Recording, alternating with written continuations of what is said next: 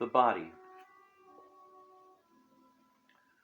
When they were already quite old, the famous painter Salvador Dali and his wife Gala had a pet rabbit who lived with them and followed them around everywhere, and of whom they were very fond.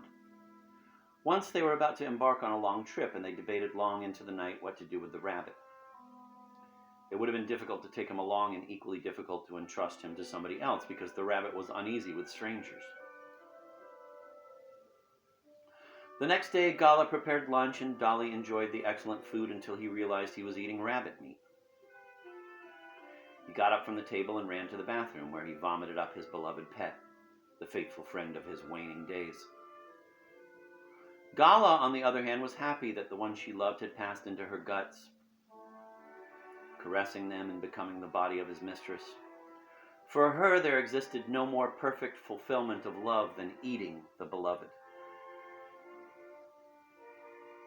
Compared to this merging of bodies, the sexual act seemed to her no more than ludicrous tickling.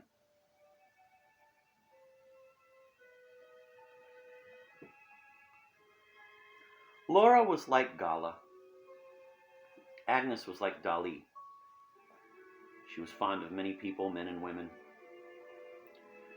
But if, because of some bizarre agreement, it had been stipulated as a precondition of friendship that she would have to take care of their noses and wipe them regularly, she would have preferred to live without friends. Laura, who was aware of her sister's queasiness, berated her.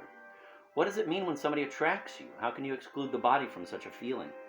Does a person whose body you erase still remain a person? Yes, Laura was like Gala, perfectly identified with her body, in which she felt at home as in a well-furnished house. And the body was more than what is visible in a mirror. The most valuable part was inside.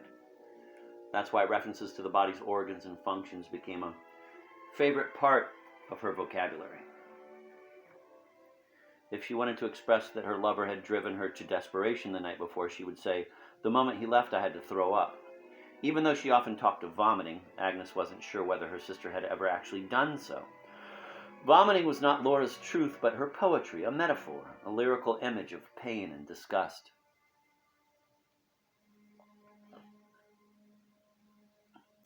Once, when the sisters went shopping at a lingerie shop, Agnes saw Laura gently stroking a brassiere that the saleswoman was showing her. That was one of those moments when Agnes realized the difference between her sister and herself. For Agnes, the brassiere belonged in the category of objects designed to correct some bodily defect, such as a bandage, a prosthetic device, glasses, or the collar people wear after injuries to the neck.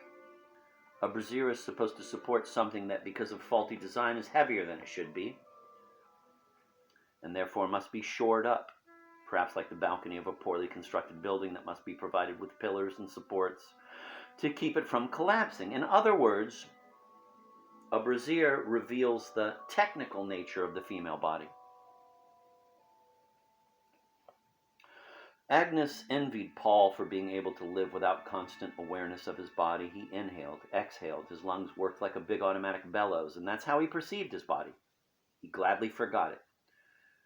Nor did he ever talk about his physical problems. This did not stem from modesty, but rather from some vain longing for elegance, since disease was an imperfection of which he was ashamed. He suffered for many years from stomach ulcers, but Agnes didn't find out about it until the day an ambulance rushed him to the hospital after a terrible attack that seized him as soon as he had concluded a dramatic defense plea in the courtroom. This vanity of his was certainly ridiculous, but Agnes found it rather touching and almost envied Paul for it. Agnes told herself that even though Paul was probably exceptionally vain, his attitude revealed the difference between the male and female lot in life. A woman spends much more time on discussions of her physical problems. She was not fated to forget about her body in a carefree way. It starts with the shock of the first bleeding. The body is suddenly present, and she stands facing it like a poor mechanic, ordered to keep a small factory running, to change tampons every month, to swallow pills, snap the brassiere in place, get ready for production.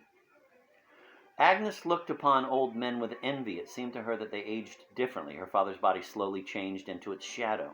It dematerialized. It remained in the world merely as a carelessly incarnated soul. In contrast, the more useless a woman's body becomes, the more it is a body, heavy and burdensome. It resembles an old factory destined for demolition, which the woman's self must watch to the very end, like a caretaker. What was capable of changing Agnes's relation to the body? Only a moment of excitement. Excitement.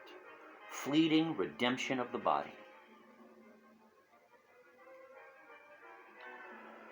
But even in this, Laura would not agree. A moment of redemption? Why only a moment? For Laura, the body was sexual from the beginning, a priori, constantly and completely, by its very essence. To love someone meant for her to bring him one's body, to give him one's body, just as it was, with everything, inside and out, even with its own time, which is slowly, sweetly corroding it. For Agnes, the body was not sexual. It only became so in exceptional moments, when an instant of excitement illuminated it with an unreal artificial light and made it desirable and beautiful. And perhaps it was precisely because of that, though nobody knew this about Agnes, that she was obsessed by physical love and clung to it.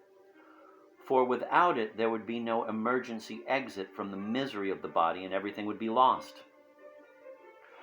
When she made love, she always kept her eyes opened, and if she was near a mirror, she would watch herself. At that moment, her body seemed to be bathed in light. But watching one's own body bathed in light is a treacherous game. Once, when Agnes was with her lover, she detected in the course of lovemaking certain defects of her body that she hadn't noticed at the time of their last meeting. She would meet her lover only once or twice a year in a big, anonymous Paris hotel. And she was unable to tear her eyes away. She didn't see her lover. She didn't see the intertwined bodies. She only saw old age, which was beginning to gnaw at her. Excitement quickly vanished from the room, and she closed her eyes and quickened the movements of lovemaking, as if trying to prevent her partner from reading her mind.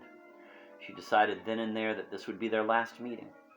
She felt weak and longed for her marital bed, where the bedside lamp always remained off. She longed for her marital bed as a refuge, as a quiet haven of darkness.